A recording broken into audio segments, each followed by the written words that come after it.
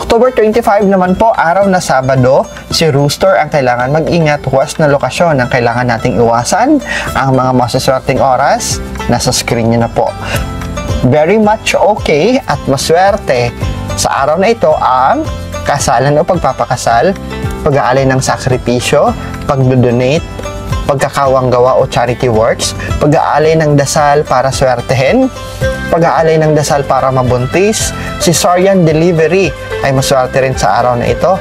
Pagta-travel o pagbabiyahe, maswerte sa araw na ito. Kung may ipatitibag kayong building o structure, maswerte sa araw na ito ang pagtitibag.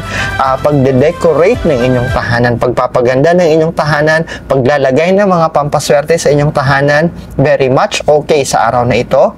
Groundbreaking ng ipapagawang building o tahanan, maswerte sa araw na ito. Pag-i-install o pagsa-set up ng mga bagong biling furnitures, maswerte sa araw na ito.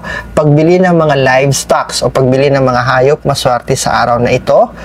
Ang kailangan nating iwasan sa araw na ito, residence relocation, paghahakot ng mga gamit sa lilipatan, pagbubungkal ng lupa para sa hinahanap na source of water, pagpuputol ng buhok at kuko, hindi maswerte sa araw na ito.